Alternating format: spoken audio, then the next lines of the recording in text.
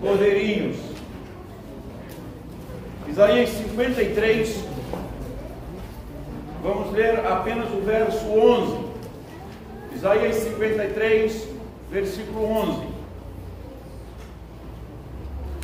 Vamos ler a uma só voz. Isaías 53, 11. Diz assim: Ele verá o fruto do penoso trabalho de sua alma e ficará satisfeito. O meu servo, o justo, com o seu conhecimento, justificará muitos, porque as iniquidades deles levará sobre si. Vamos orar e manter a Bíblia aberta. Ó Pai, nós queremos dar graça ao Teu nome por Tua palavra lida. Agradecemos o privilégio de estarmos em Tua casa, cantar louvores ao Teu nome, ouvir a Tua voz. Pedimos que possamos compreendê-la e executá-la para a glória do Teu nome e para a nossa edificação. O Senhor conhece cada coração, cada mente que está em Tua casa nesta noite. Pedimos que a Tua palavra, o Teu louvor, encontre espaço, ó Deus, em cada necessidade, sendo suprida conforme a Tua bondade e misericórdia, abençoando as nossas crianças, para que elas continuem aprendendo do Senhor, porque é o princípio da sabedoria. Fica conosco, fala o nosso coração, em nome de Jesus. Amém. Amém. A igreja pode sentar, irmãos, e manter a Bíblia aberta em Isaías capítulo 53. E aí nós vamos, hoje nós, irmãos, estão vendo que estamos inovando um pouquinho a nossa liturgia. Nós temos o presbítero Joaquim, o presbítero Wallace em disponibilidade, o Brando Profiro, o presbítero Walter, presbítero Renner. E aí, cada domingo de ceia, nós estamos chamando um homem da igreja, e a gente vai avisando isso com antecedência. Quem sabe a última ceia já é você, e virá para nos auxiliar na distribuição da ceia do Senhor. Um abraço a todos os amados que estão nos visitando, que Deus abençoe, nos edifique, sejamos todos bem-vindos. Isaías, irmãos, capítulo 53, versículo 11 que lemos, fala de um trabalho ou de um resultado, de um fruto extraordinário. Eu quero começar pensando em duas frases. Uma do Billy Graham, que ele vai dizer que todas as vezes que alguém quiser se afastar de Deus, o diabo sempre tem um barco pronto para você ir o mais longe possível. E John Piper também diz uma outra frase que é interessante. Ele diz: se o evangelho não é prosperidade, se você crê desta forma, não é o evangelho de Deus, porque na verdade quem prometeu isso foi o próprio diabo. Lá em Mateus capítulo 4, ele oferece para Jesus Cristo, dizendo: olha, se me adorares, tudo isso te darei, ou seja, todos os reinos eu vou te dar. E a Bíblia é um dos livros que registra, um livro que registra os 4 maiores acontecimentos da história ou do mundo.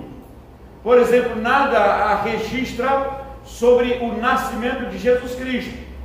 Quando ele nasce, tem uma estrela diferente, tem anjos cantando, dizendo glória a Deus nas maiores alturas e paz na terra entre os homens a quem Deus quer bem. Quando Jesus Cristo morre, você também encontra que há trevas, o véu do santuário se rasga. Há um testemunho de um ateu que vai dizer verdadeiramente esse era o Filho de Deus. Quando Jesus Cristo ressuscita, também há terremoto, e também há anjo que está na sepultura dizendo: por que procuram entre os mortos aquele que está vivo? E quando Jesus Cristo está sendo assunto aos céus, lá em Atos 1, a Bíblia registra que anjos aparecem ao lado dos apóstolos, vai dizer: por que vocês estão olhando para cima? Da mesma forma que ele subiu, também ele voltará.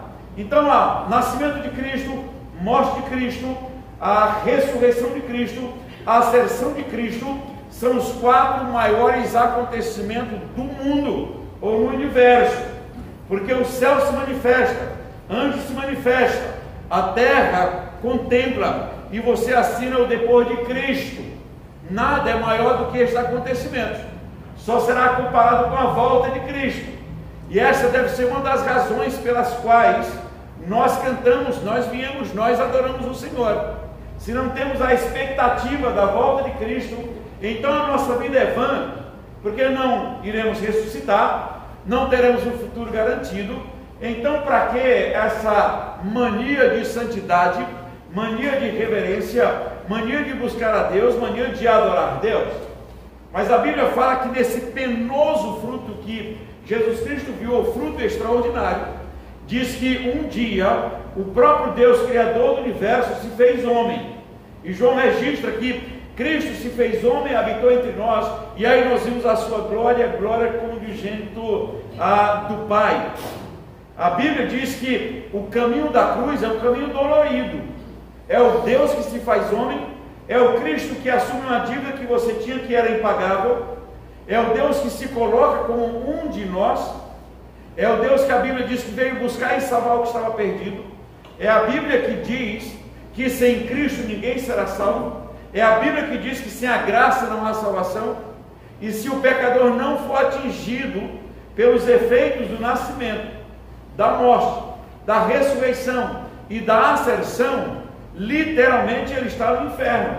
Não tem uma outra opção, tem uma terceira opção: ou é vida, ou morte, céu ou inferno. Mas alguns contemporâneos nossos, como foi também na época de Jesus Cristo, eles continuam pensando que dá para chegar no céu por um outro meio, por um outro caminho, ou então pelas suas próprias conquistas. Se naquele tempo já se pensava, hoje se continua pensando da mesma forma. Muitos de nós, em nossos dias, nossos contemporâneos, continuam achando que o Evangelho é coisa do passado, que o Evangelho é coisa ultrapassada, que o Evangelho tem que ser contextualizado, que o Evangelho tem que ser diluído, que o Evangelho tem que ser misturado, que o Evangelho tem que ser caramelado, que o Evangelho tem que ser adocicado, porque senão os nossos contemporâneos não aceitam. E eu digo, faz bem não aceitar, porque o Evangelho que você aceita não é um Evangelho bíblico.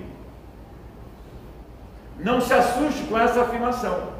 O Evangelho que o pecador aceita apenas pelo seu bel prazer não é Evangelho bíblico. Nunca foi, nunca será. A Bíblia diz que Jesus Cristo veio buscar e salvar o que estava perdido. Ele que veio. Nós estávamos perdidos, não somos nós que encontramos Cristo. É Cristo quem nos encontra, ou nos encontrou. João 4, quando a mulher samaritana tem um encontro com Cristo e fica um pouco confusa, Jesus Cristo vai dizer para ela: olha, importa que meus adoradores me adorem em espírito e em verdade, e são estes que o Pai procura para si. João 17, Jesus Cristo orando, e ele vai dizer: Pai, eu oro por estes, porque o Senhor me deu, o Senhor nos deu, e eu tenho falado, e eles têm crido. Na verdade eles não são do mundo, como também eu não sou, por isso eu os envio ao mundo. Efésios 2, diz que nós estávamos mortos por natureza, fazendo a vontade da carne e dos pensamentos, éramos por natureza filhos da ira, como também os demais, mas pela graça somos salvos mediante a fé, e não vem de nós, é dom de Deus. Um morto não aceita Cristo, um morto não crê no Evangelho, um morto não busca Deus, um morto não busca nada, mas Deus veio em Cristo ao nosso encontro e vai dizer o seguinte: olha, aquele que o Espírito Santo convencer do pecado, o juiz da justiça, esse será salvo. Caso contrário, é só engordo ou só religiosidade. Engordo e religiosidade não leva ninguém para o céu. Mateus capítulo 7, versos 22 e 23 fala a respeito disso, que muitos no último dia, na volta de Cristo, vão ter a ousadia de dizer: Senhor, em teu nome nós profetizamos, em teu nome nós pregamos, em teu nome nós expelimos demônios, em teu nome nós curamos. E eu disse: mas eu nunca vos conheci. Nunca. Ele não disse: houve um tempo que eu conheci vocês e agora eu não conheço mais. A resposta enfática de Cristo é: eu nunca vos conheci. Claro que não está falando de onisciência. Na onisciência ele já o conheceu, mas ele nunca o conheceu como ovelha, como aquele firme e inabalável no Senhor, como aquele que confia e depende da graça para seguir na sua caminhada cristã. Ele nunca o conheceu como fiel, mas ele o viu, ele o conheceu no meio da multidão, porque Cristo conhece cada indivíduo, ele conhece todos os passos. O salmista se alegra em dizer: Senhor, antes que os meus dias existissem e os meus anos existissem, ele disse: o Senhor já me conhecia, E o Senhor registrou e determinou, quando nenhum deles havia. Ele disse: o Senhor me conheceu ainda informe, eu não tinha forma biológica, não existia. E ele disse: o Senhor já me conhecia e registrou no seu livro. E agora Isaías, cerca de 400 anos antes de Cristo, na verdade 740 anos antes de Cristo, Isaías narra nesse capítulo 53 o drama e a resposta que vem do coração de Deus para o coração do pecador, para o nosso coração. Ele começa dizendo: Senhor, quem creu em nossa pregação? Era tempos difíceis, tempos nebulosos, Israel estava no cativeiro babilônico, Isaías vai escrevendo, eram dias de calamidade, e ele vai dizer: Senhor, quem creu em nossa pregação? Como um de quem os homens meneiam o rosto. Ele disse: assim aconteceu. O Cristo era desprezado, não havia formosura, não havia nada nele que nos agradasse, era o mais desprezado. E ele disse: caminha em direção à cruz, e não fizemos caso algum dele. No entanto, ele fez cair sobre ele a nossa iniquidade. O castigo que nos traz a paz estava sobre ele. Pelas suas pisaduras nós fomos sarados. Éramos desprezados como ovelhas que não têm pastor. Mas o Senhor nos convidou, porque ele disse: sobre ele estava toda a nossa dívida. E aí de repente ele muda o discurso, versos 10 e 11, e aí começa a falar do próprio Cristo. E aí ele diz assim: olha, todavia ao Senhor agradou moê-lo. A alegria de Cristo não vem sem antes o sacrifício. Foi desprezado, humilhado, zombado, coroa de espinho, morto e sepultado. Sofreu todas as dores que você teria que passar. E aí você vai para Mateus capítulo 11, ele disse: então em Cristo você tem paz. Ele disse: vinde a mim os cansados, sobrecarregados, e eu vos aliviarei. Tomai sobre vós o meu jugo, aprendei de mim, porque eu sou manso e humilde de coração, e achareis descanso para a sua alma. Depois de toda a zombaria e humilhação que fizeram com Cristo, ele disse então no verso 11 que nós lemos: ele, o Cristo, verá o fruto do seu penoso trabalho, do Deus que se fez homem, do Deus que habitou entre nós, que foi humilhado, morto, sepultado, não crido, ou tentativa de descrer, mas ele estava lá e ele disse assim: aí ele verá o fruto do seu penoso trabalho, da sua alma, e ficará satisfeito. Só tem um fruto do seu penoso trabalho que alegra Jesus Cristo. É você e eu. Somos nós. É o fruto do trabalho que ele diz: depois de tudo isso, ele olha para este fruto e diz assim: eu estou feliz porque valeu a pena. Na cruz o Cristo chegou a dizer: Pai, se possível, passa de mim este cálice, contudo faça-se a tua vontade. Na cruz ele disse: Deus meu, por que me desamparaste? E aquela agonia era sua e era minha, não era dele, porque a dívida era nossa. Mas ele vai dizer: Senhor, faça-se a tua vontade.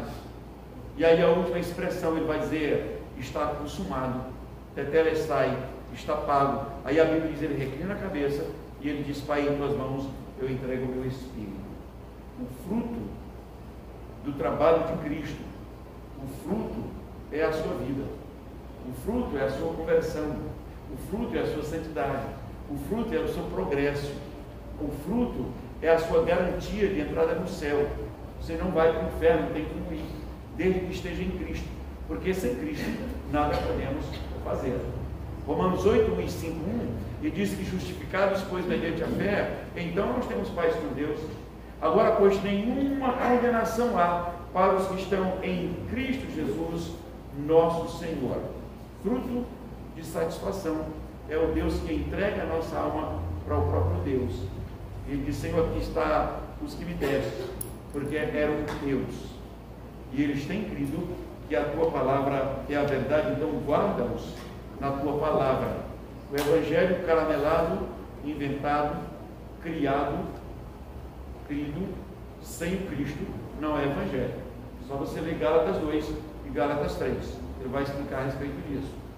Ele diz: se não querem perverter o evangelho de Cristo, Isaías 53, então, narra toda essa história por nossa causa, e devemos dar graças a Deus, porque nós somos o bom fruto para a glória de Deus. É um fruto que Jesus Cristo olhou e disse: eu estou satisfeito. Por esse miserável pecador é que eu morri. Passei tudo por ele, e agora ele está garantido para entrar no céu. E nessa atitude, então, nós vamos exaltar, dignificar, louvar, ser grato e crescer na graça e no conhecimento do Senhor. Que Deus te abençoe, que Deus nos abençoe como frutos benditos do Senhor. Amém.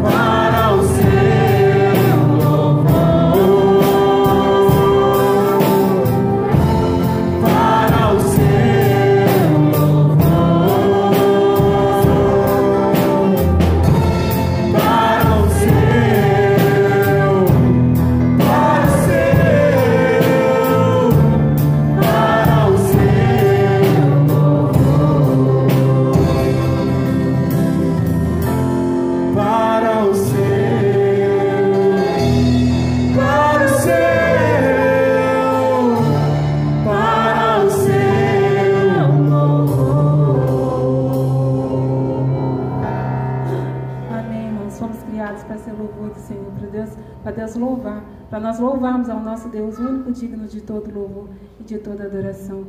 E esse Deus é o Deus no caminho do deserto. Ele é luz na escuridão. Embora que nós estejamos passando por dificuldades, por situações complicadas, mas Deus é conosco sempre. Deus é o nosso caminho em toda e qualquer tribulação.